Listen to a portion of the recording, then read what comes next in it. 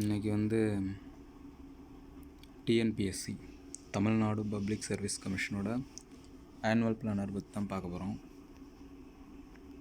இது 2026க்கானது. இதில் மொத்தமாகவே 6 தான் கொடுத்துருக்காங்க. ஜாப் ஆப்பர்ச்சுனிட்டிஸ் 6 தான். அதில் ஃபஸ்ட்டு வரக்கூடிய எக்ஸாம் வந்து கம்பைன்டு டெக்னிக்கல் சர்வீஸ் எக்ஸாமினேஷன் நான் இன்டர்வியூ போஸ்ட்டு. இது டெக்னிக்கல் சம்மந்தமானது, எஸ்பெஷலி ஃபார் பிஇ குவாலிஃபிகேஷனில் வரும். அதுவும் பார்த்திங்கன்னா மெக்கானிக்கல், சிவில், ட்ரிபிள் மெயினாக வரும். ஈஸி வராது, பட் ஈஸி அப்ளை பண்ணலாம்.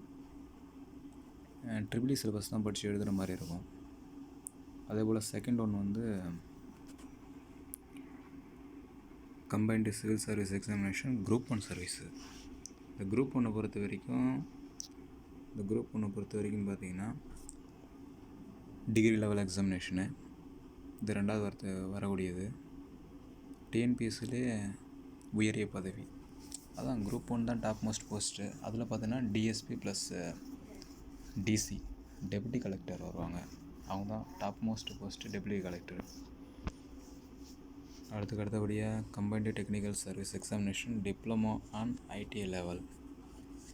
இதை பொறுத்த மட்டும் only qualifying diploma and ITI level மட்டும்தான் வரும்.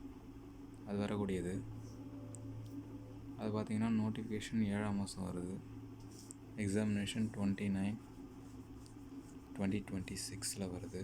Okay. Then 4th one group 2 and 2A. அது 8ஆம் மாதம் நோட்டிஃபிகேஷன்.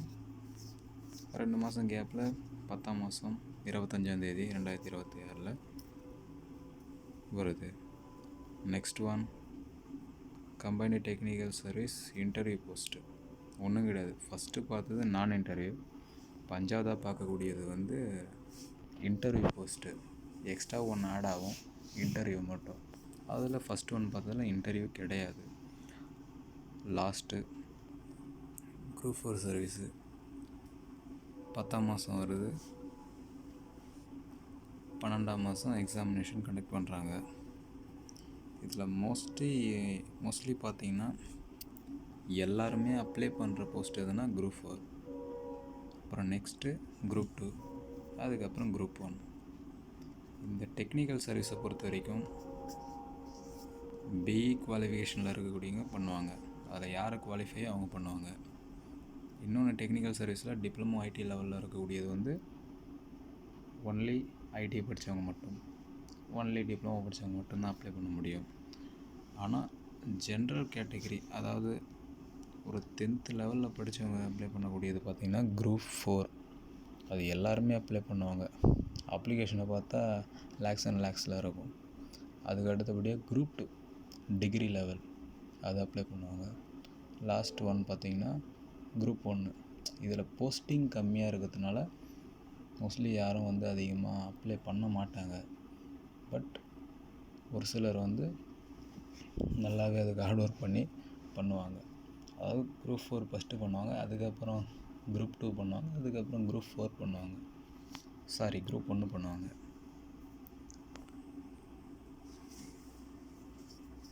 இதுக்கு அடுத்தபடியாக இதுதான் விஷயம்.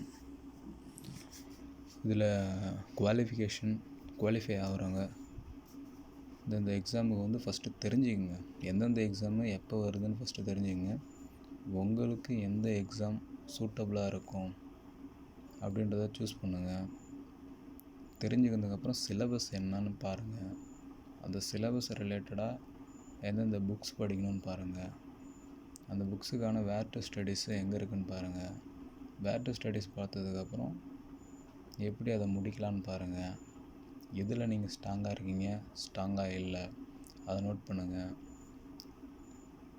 டிஎன்பிசியை பொறுத்த வரைக்கும் குரூப் 4ன்னு எடுத்துக்கினா கை கொடுக்கக்கூடியது Tamil first, second one maths, third one general science. இப்போ தமிழ் வந்து ஒரு சில கேட்டகரி, அதாவது வந்து சிறப்பு தமிழாக இருக்கட்டும், அந்த கலைச்சொற்களாக இருக்கட்டும், இந்த மாதிரி ஒரு சில யூனிட் மாற்றினதுனால கொஞ்சம் டஃப்பாக இருக்குது. முன்னே இருந்த சிலபஸை கம்பேர் பண்ணும்போது 2026 அப்டேட்டட் சிலபஸ்ஸு கொஞ்சம் டஃப்பாக இருக்குது தமிழ். அதனால் இப்போ மோஸ்ட்லி எல்லாருமே ஜென்ரல் ஸ்டடீஸையுமே நல்லா படிக்க ஆரம்பிச்சிட்டாங்க. ஸோ இப்போ போத் இம்பார்ட்டண்ட் கொடுக்கணும், Tamil and general studies plus maths. Group 4க்கு குரூப் 1 2A அதே குரூப் 4ல் என்ன இருக்கோ அதே தான் குரூப் 2லையும் இருக்கும்.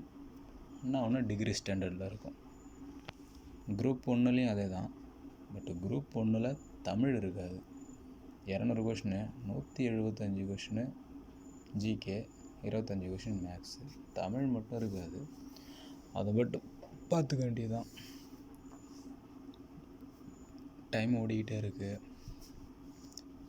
இருக்கிற டைமை யூஸ் பண்ணிங்க.